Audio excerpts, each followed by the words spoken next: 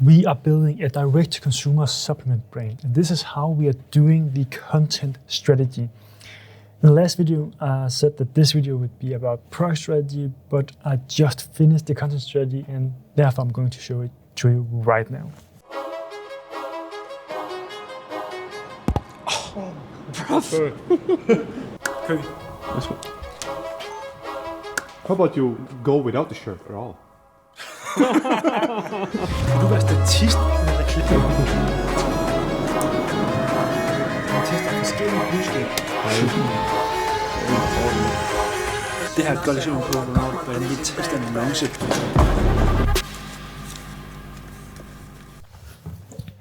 Okay, so let's discuss this content strategy.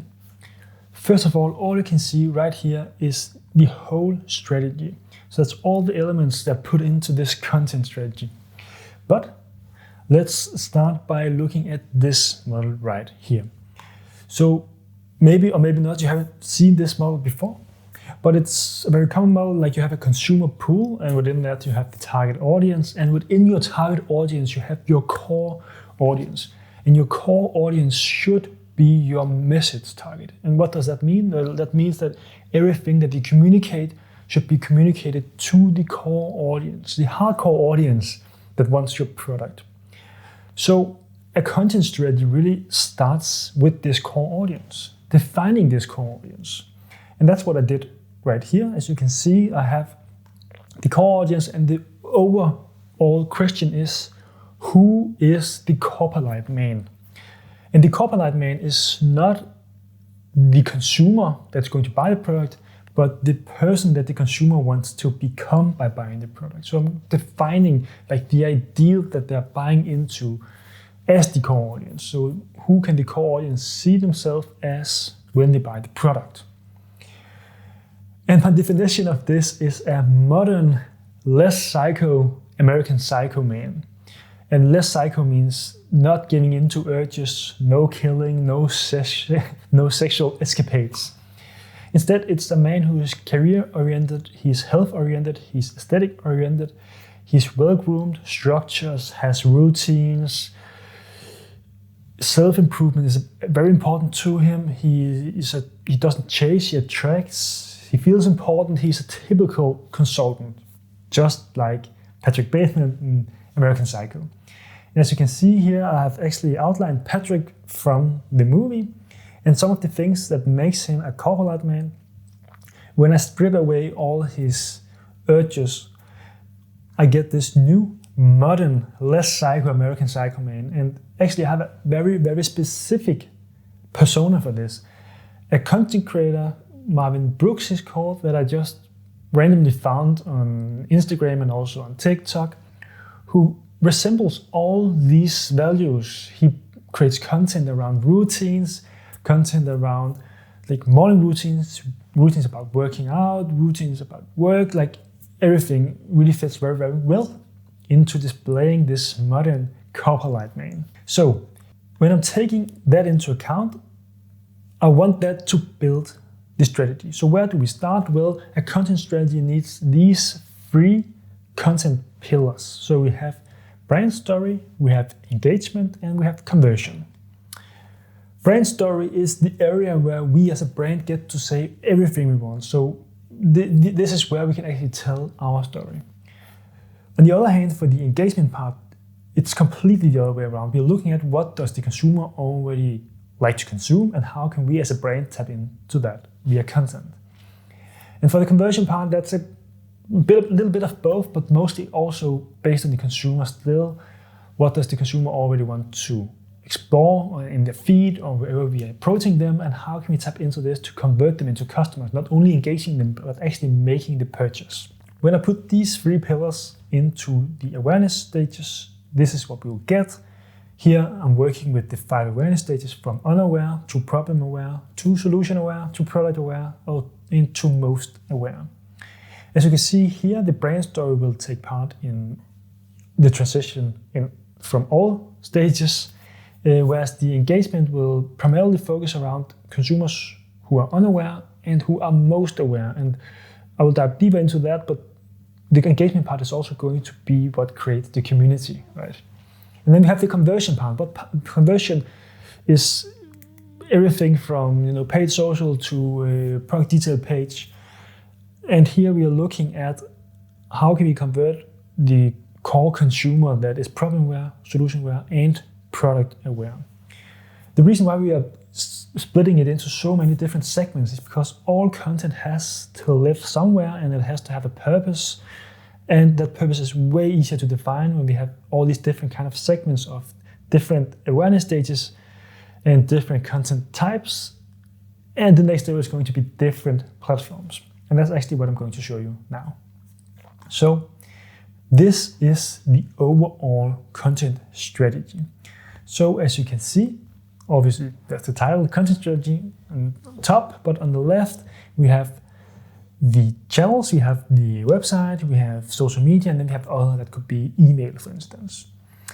Under the content strategy title, we have brand story, engagement, and conversion.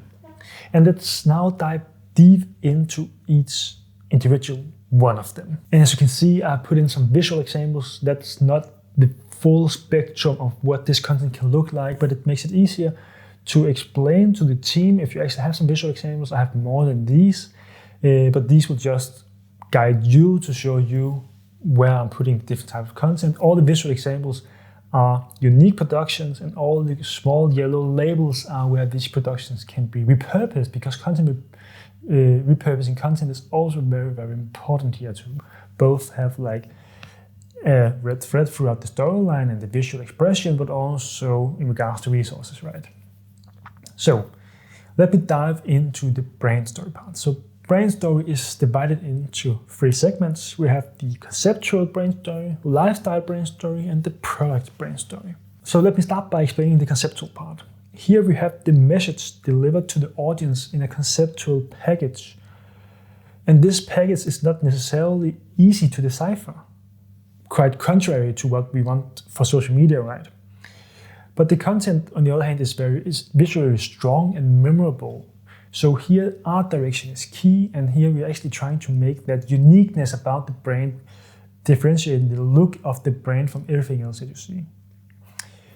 For the lifestyle part, this is typically what you would define as a brand video. Like almost all brand videos that you watch are based on lifestyle. So here we are literally just showing the lifestyle of the product and the brand. And then for the brand story product part, here we will take the product and put it into context that are styled in an artsy way. So here art direction again becomes crucial, and we can make visually strong, memorable content that is not that easy to decipher, but will again differentiate the brand, and in that way still also tell the brand story. Then we move on to the engagement content. And as you can see here, I've actually bundled interest-based content and community content, because those two are going for this brand to overlap completely. All the content that we're creating in this engagement segment is the content that the consumer would have watched anyway, whether we produced it or a content creator produced it. This is what they are going to social media to watch. For us as a brand, we are identifying the interests that make sense for us to tap into. So in this case, it could be healthy routines, for instance. And then we have the product retention, which is a part of the engagement content pillar. So how does that work? Well, as you probably already saw in the different states of awareness, this is primarily focused around product retention for the most aware audience. Obviously, this is also going to be interesting for some completely unaware audience types. But it revolves around creating engaging content where the product is the center of the content. So we're not tapping into different interests. No, we are taking the product and trying to make engaging content around that product. So in this case, it could be day one of mixing a drink with my electrolyte powder. And for the third and last content pillar in our content strategy, we have conversion. And conversion is probably what most people already know labelless media for. So here we are speaking about like conversion on paid social media.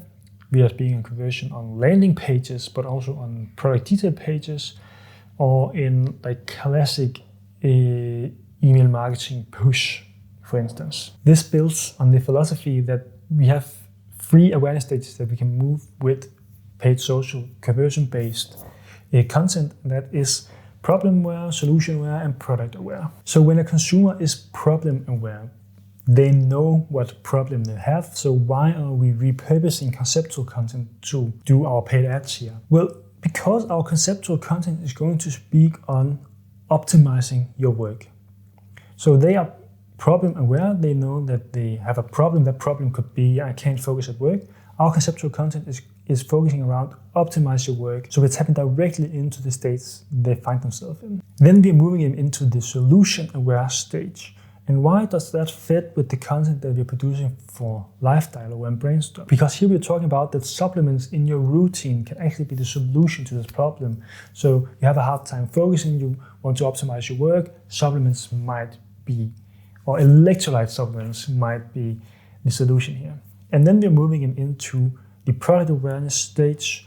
So here they are aware of the problem, they know the solution, and they're going to know about the product and the different alternatives to how they can solve this problem. So here we are going to talk about our product and how it differentiates from the alternatives, why it's unique, what's like all these feature-based selling points.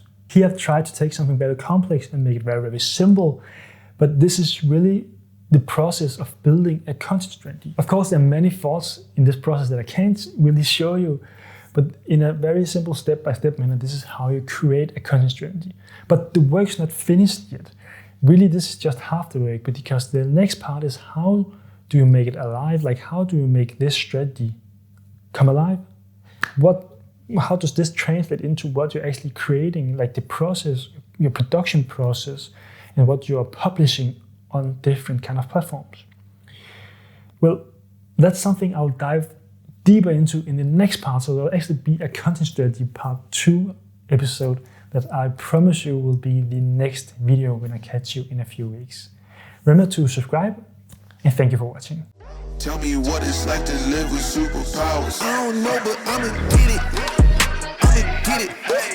I'ma get it. I'ma get it. I just know that I'ma get it. I'ma get it. I'ma get it. I'ma get it. I'ma get it.